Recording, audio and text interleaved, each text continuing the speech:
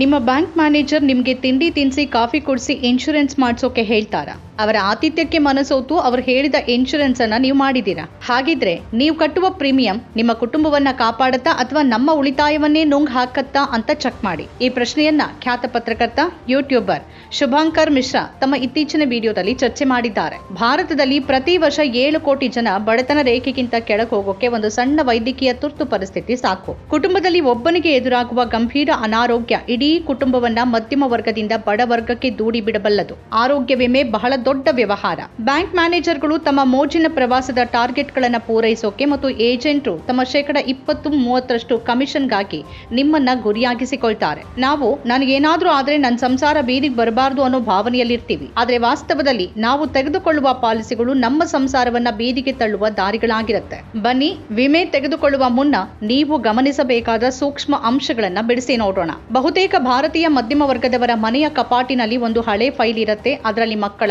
ಓದು, ಮಗಳ ಮದುವೆ ಮತ್ತು ನಿವೃತ್ತ ಜೀವನದ ಕನಸುಗಳಿರುತ್ತೆ. ಅದನ್ನ ನಾವು ಇನ್ಶೂರೆನ್ಸ್ ಪೇಪರ್ಸ್ ಅಂತ ಕರಿತೀವಿ. ಆದರೆ ವಿಪರ್ಯಾಸ ಅಂದ್ರೆ ಬಹಳ ಬಾರಿ ಆ ಫೈಲ್ ನಲ್ಲಿರೋದು ಸುರಕ್ಷತೆಯಲ್ಲ, ಬದಲಿಗೆ ಏಜೆಂಟ್ರ ಕಮಿಷನ್ ಮತ್ತು ಬ್ಯಾಂಕ್ಗಳ ಟಾರ್ಗೆಟ್ ಫಿನಿಶ್ ಮಾಡುವ ತಂತ್ರಗಳು. ನಾವು ಬಹಳ ಎಮೋಷನಲ್. ನನಗೇನಾದ್ರೂ ಆದ್ರೆ ನನ್ನ ಸಂಸಾರದ ಗತಿ ಏನು ಎಂಬ ಭಯವನ್ನೇ ಬಂಡವಾಳ ಮಾಡಿಕೊಳ್ಳುವ ಏಜೆಂಟ್ರು ನಮಗೆ ಮನಿ ಬ್ಯಾಕ್ ಪಾಲಿಸಿ ಎಂಬ ಅಸ್ತ್ರವನ್ನ ಎಸಿತಾರೆ. ಸತ್ರೆ ಹಣ ಸಿಗೋದು ಬೇಡ ಸರ್, ಬದುಕಿದ್ದಾಗಲೇ ನಿಮ್ಗೆ ಲಾಭ ಬರ್ಲಿ ಎಂಬ ಅವರ ಮಾತು ನಮ್ಗೆ ಬಹಳ ಸುಂದರವಾಗಿ ಕೇಳಿಸುತ್ತೆ. ಆದ್ರೆ ಇಲ್ಲೇ ಇರೋದು ಅಸಲಿ ಮೋಸ. ಈ ಸಂಪೂರ್ಣ ವ್ಯವಹಾರದಲ್ಲಿ ಅತಿ ದೊಡ್ಡ ವಿಲನ್ ಅಂದ್ರೆ ಹಣದುಬ್ಬರ. ಉದಾಹರಣೆ, 2000ನೇ ಇಸ್ವಿಯಲ್ಲಿ 100 ರೂಪಾಯಿಗೆ 3 ಲೀಟರ್ ಪೆಟ್ರೋಲ್ ಸಿಗ್ತಾ ಇತ್ತು. ಇವತ್ತು ಅದೇ 100 ರೂಪಾಯಿಗೆ 1 ಲೀಟರ್ ಪೆಟ್ರೋಲ್ ಕೂಡ ಸಿಗೋದಿಲ್ಲ. ನಿಮ್ಮ ಏಜೆಂಟ್ 20 ವರ್ಷದ ನಂತರ ನಿಮಗೆ 20 ಲಕ್ಷ ಸಿಗತ್ತೆ ಅಂತ ಹೇಳ್ತಾನೆ. ಆದ್ರೆ ಆ 20 ವರ್ಷದ ನಂತರದ 20 ಲಕ್ಷದ ಮೌಲ್ಯ ಇವತ್ತಿನ ಕೇವಲ 5 ಲಕ್ಷಕ್ಕೆ ಸಮವಾಗಿರುತ್ತೆ. ಆ ಹಣದಲ್ಲಿ ಮಗಳ ಮದುವೆ ಆಗಿರ್ಲಿ, ಒಂದು ಸಣ್ಣ ಕಾರು ಕೂಡ ಕೊಡೋದಕ್ಕೆ ಸಾಧ್ಯ ಆಗದೆ ಇರಬಹುದು. ಅಂದ್ರೆ ನಿಮ್ಮ ಹಣ ಬೆಳೆಯುವ ಬದಲು ಲಾಕರ್ ನಲ್ಲಿ ಕೊಳಿತಿದೆ ಅಂತ ಅರ್ಥ. ನಿಜವಾದ ಸುರಕ್ಷಾ ಕವಚಗಳು ಯಾವ್ದ್ಯಾವ್ದು? ನಾವು ಕಾರಿಗೆ ವಿಮೆ ಮಾಡಿಸುವಾಗ ನನಗೆ ವಾಪಸ್ ಎಷ್ಟು ಹಣ ಸಿಗತ್ತೆ ಅಂತ ಕೇಳೋದಿಲ್ಲ. ಬದಲಿಗೆ ಅಪಘಾತ ಆದ್ರೆ ಕಾರ್ ಸರಿಯಾಗತ್ತಾ ಅಂತ ಕೇಳ್ತೀವಿ. ಅದೇ ತತ್ವವನ್ನ ಆರೋಗ್ಯ ವಿಮೆಗೂ ಅನ್ವಯಿಸಬೇಕು. ಪ್ರತಿಯೊಬ್ಬರಿಗೂ 2 ಪ್ರಮುಖ ಕವಚಗಳು ಬೇಕು. ಆರೋಗ್ಯ ವಿಮೆ, ಇದು ನಿಮ್ಮ ಇಂದಿನ ಸಂಪತ್ತಿನ ಬಾಡಿಗಾರ್ಡ್. ಆಸ್ಪತ್ರೆಯ ಬಿಲ್ ನಿಮ್ಮ 20 ವರ್ಷದ ಉಳಿತಾಯವನ್ನ 20 ದಿನಗಳಲ್ಲಿ ಖಾಲಿ ಮಾಡಬಲ್ಲದು. ವಿಮೆ ಮಾಡುವಾಗ ರೂಮ್ ರೆಂಟ್ ಲಿಮಿಟ್ ಮತ್ತು ಕೋ ಪೇಮೆಂಟ್ ಇರುವ ಪಾಲಿಸಿಗಳನ್ನ ತೆಗೆದುಕೊಳ್ಳಬೇಡಿ. ಇವು ನಿಮ್ಮ ಜೇಬಿಗೆ ಕತ್ತರಿ ಹಾಕುವ ಗುಪ್ತ ಮಾರ್ಗಗಳು. ಆರೋಗ್ಯ ವಿಮೆಯಲ್ಲಿ ಗಮನಿಸಬೇಕಾದ 3 ಪ್ರಮುಖ ಗುಪ್ತ ಮೋಸಗಳು ಯಾವ್ಯಾವು? ವೈದ್ಯಕೀಯ ತುರ್ತು ಪರಿಸ್ಥಿತಿ ಬಂದಾಗ ಪಾಲಿಸಿ ಇದ್ರೂ ನಾವು ಸಾಲಗಾರರಾಗೋಕೆ ಪ್ರಮುಖ ಕಾರಣಗಳು ಯಾವ್ದ್ಯಾವ್ದು? ಮೊದಲನೇದಾಗಿ ರೂಮ್ ರೆಂಟ್ ಲಿಮಿಟ್, ಅತಿ ದೊಡ್ಡ ಅಪಾಯ. ಹೆಚ್ಚಿನ ಪಾಲಿಸಿಗಳಲ್ಲಿ ದಿನಕ್ಕೆ ರೂಮ್ ಬಾಡಿಗೆ ವಿಮಾ ಮೊತ್ತದ 1% ಮಾತ್ರ ಎಂಬ ನಿಯಮ ಇರುತ್ತೆ. ಉದಾಹರಣೆಗೆ, ನೀವು 3 ಲಕ್ಷದ ವಿಮೆಯನ್ನ ಹೊಂದಿದ್ರೆ ದಿನಕ್ಕೆ ಕೇವಲ 3,000 ರೂಪಾಯಿ ರೂಮ್ ಬಾಡಿಗೆ ಸಿಗತ್ತೆ. ಆದ್ರೆ ಇವತ್ತಿನ ಕಾರ್ಪೊರೇಟ್ ಆಸ್ಪತ್ರೆಗಳಲ್ಲಿ ರೂಮ್ ಬಾಡಿಗೆ 10,000 ರೂಪಾಯಿವರೆಗೂ ಇರುತ್ತೆ. ಅಪಾಯ ಏನಂದ್ರೆ ಇಲ್ಲಿ ಕೇವಲ ರೂಮ್ ಬಾಡಿಗೆಯ 7,000 ರೂಪಾಯಿ ವ್ಯತ್ಯಾಸ ಮಾತ್ರ ನೀವು ಕಟ್ಟಬೇಕಾಗಿಲ್ಲ.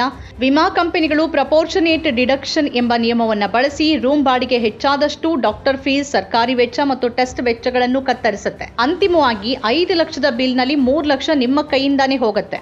ಮುನ್ನೆಚ್ಚರಿಕೆ, ಯಾವಾಗಲೂ ನೋ ರೂಮ್ ರೆಂಟ್ ಕ್ಯಾಪಿಂಗ್ ಇರುವ ಪಾಲಿಸಿಯನ್ನೇ ಆರಿಸಿಕೊಳ್ಳಿ. ಕೋ ಪೇಮೆಂಟ್ ನಿಮ್ಮ ಜೇಬಿಗೆ ಕತ್ತರಿ. ಕೆಲವು ಪಾಲಿಸಿಗಳು ಕಡಿಮೆ ಪ್ರೀಮಿಯಂ ಆಮಿಷ ಒಡ್ಡಿ 20% ಕೋಪೆ ನಿಯಮ ಹಾಕಿರತ್ತೆ. ಅಂದ್ರೆ ಬಿಲ್ ಎಷ್ಟು ಬರುತ್ತೋ ಅದರಲ್ಲಿ 20% ನೀವೇ ಭರಿಸಬೇಕು. 10 ಲಕ್ಷದ ಬಿಲ್ ಬಂದ್ರೆ 2 ಲಕ್ಷ ನಿಮ್ ಜೇಬಿನಿಂದಾನೇ ಹೋಗ್ಬೇಕು. ಯೌವನದಲ್ಲಂತೂ ಇಂತಹ ಪಾಲಿಸಿಗಳನ್ನ ತೆಗೆದುಕೊಳ್ಳಲೇಬೇಡಿ. ವೇಟಿಂಗ್ ಪೀರಿಯಡ್, ಬಿಪಿ, ಶುಗರ್ ಅಥವಾ ಹಳೆಯ ಕಾಯಿಲೆಗಳಿದ್ರೆ ಅವುಗಳಿಗೆ ತಕ್ಷಣ ಕವರೇಜ್ ಸಿಗೋದಿಲ್ಲ. 2-4 ವರ್ಷ ಕಾಯ್ಬೇಕಾಗತ್ತೆ. ಇದನ್ನ ಸಾಧ್ಯವಾದಷ್ಟು ಕಡಿಮೆ ಇರುವ ಪಾಲಿಸಿ ನೋಡಿ. ಮುಖ್ಯವಾಗಿ ನಿಮ್ಮ ಉದ್ಯೋಗ ಸ್ಥಳ ನೀಡುವ ಗ್ರೂಪ್ ಇನ್ಶೂರೆನ್ಸ್ ನಂಬಿ ಕೂರ್ಬೇಡಿ. ಕೆಲಸ ಹೋದಿನ ಆ ವಿಮೆನೂ ಹೋಗುತ್ತೆ. ಆದ್ರಿಂದ ವೈಯಕ್ತಿಕ ಪಾಲಿಸಿ ಅನಿವಾರ್ಯ. ಇನ್ನು ಟರ್ಮ್ ಇನ್ಶೂರೆನ್ಸ್, ಇದು ನಿಮ್ಮ ಭವಿಷ್ಯದ ಸಂಪತ್ತಿನ ರಕ್ಷಕ. ಕಡಿಮೆ ಪ್ರೀಮಿಯಂ ನಲ್ಲಿ ಕೋಟ್ಯಾಂತರ ರೂಪಾಯಿಯ ಕವರೇಜ್ ನೀಡುವ ಏಕೈಕ ದಾರಿ ಇದು. ನಾನು ಅಮರನಲ್ಲ ಎಂಬ ಸತ್ಯವನ್ನು ಒಪ್ಪಿಕೊಂಡಾಗ ಮಾತ್ರ ನಾವು ನಮ್ಮ ಕುಟುಂಬಕ್ಕೆ ನಿಜವಾದ ಆರ್ಥಿಕ ಸ್ವಾತಂತ್ರ್ಯ ನೀಡುವುದಕ್ಕೆ ಸಾಧ್ಯ. ಟರ್ಮ್ ಪ್ಲಾನ್ ಅಂದ್ರೆ ನೀವು ಮೃತಪಟ್ಟರೆ ಮಾತ್ರ ಹಣ ಸಿಗುವ ಪಾಲಿಸಿ.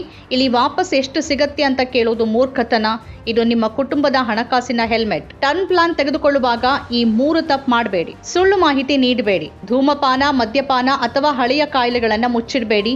500 ರೂಪಾಯಿ ಪ್ರೀಮಿಯಂ ಉಳಿಸೋಕೆ ಹೋಗಿ ಮಾಹಿತಿ ಮರೆಮಾಚಿದ್ರೆ ನಿಮ್ಮ ಸಾವಿನ ನಂತರ ಕಂಪನಿ ಕ್ಲೈಮ್ ಅನ್ನೇ ತಿರಸ್ಕರಿಸಬಹುದು. ಸೆಕ್ಷನ್ 45ರ ಲಾಭ ತಿಳಿಯಿರಿ. ವಿಮಾ ಕಾಯ್ದೆಯ ಈ ಸೆಕ್ಷನ್ ಪ್ರಕಾರ ಒಂದು ಪಾಲಿಸಿ 3 ವರ್ಷ ಯಶಸ್ವಿಯಾಗಿ ನಡೆದ್ರೆ ಮತ್ತು ನೀವು ಸುಳ್ಳು ಹೇಳದೇ ಇದ್ರೆ ಕಂಪನಿ ಯಾವುದೇ ಕಾರಣಕ್ಕೂ ನಿಮ್ಮ ಕ್ಲೈಮ್ ಅನ್ನ ತಿರಸ್ಕರಿಸುವಂತಿಲ್ಲ. ಅಪಘಾತ ಮತ್ತು ಅಂಗವೈಕಲ್ಯ ರೈಡರ್, ಸಾವಿಗಿಂತಲೂ ಅಂಗವೈಕಲ್ಯ ಭಯಾನಕ.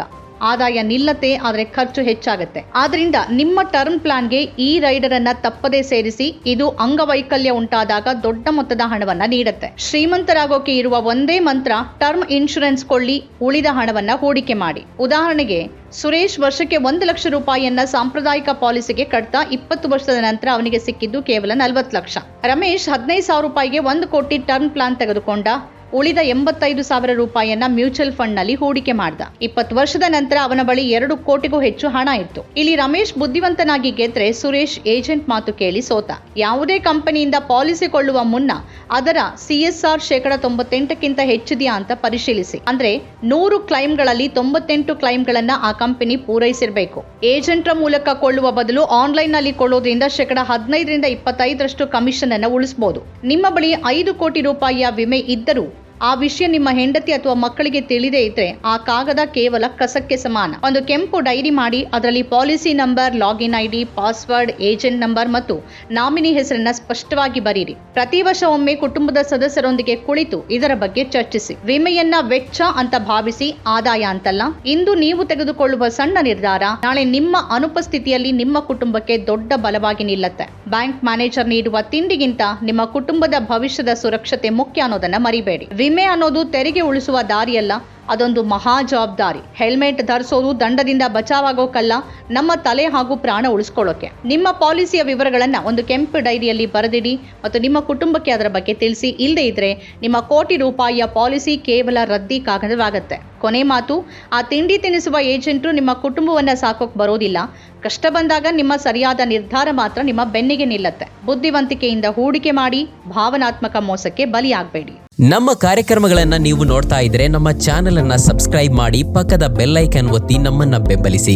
ಹಾಗೆ ನಮ್ಮ ಕಾರ್ಯಕ್ರಮಗಳನ್ನ ಲೈಕ್ ಮಾಡಿ, ಕಮೆಂಟ್ ಮಾಡಿ, ಅದನ್ನ ಬೇರೆಯವರಿಗೂ ವಾಟ್ಸ್ಆಪ್ ಮೂಲಕ ಶೇರ್ ಮಾಡಿ. ನೀವು ಹೀಗೆ ಮಾಡಿದಾಗ ನಮ್ಮ ಚಾನೆಲ್ ಮತ್ತಷ್ಟು ಜನರಿಗೆ ತಲುಪಲು ನೀವು ನಮ್ಮೊಂದಿಗೆ ಸಹಕರಿಸಿದ ಹಾಗಾಗುತ್ತೆ. ಇದು ನೀವು ಯಾವುದೇ ಖರ್ಚಿಲ್ಲದೆ ಕೆಲವೇ ಸೆಕೆಂಡುಗಳಲ್ಲಿ ನೀಡಬಹುದಾದ ಸಹಕಾರ. ಧನ್ಯವಾದಗಳು.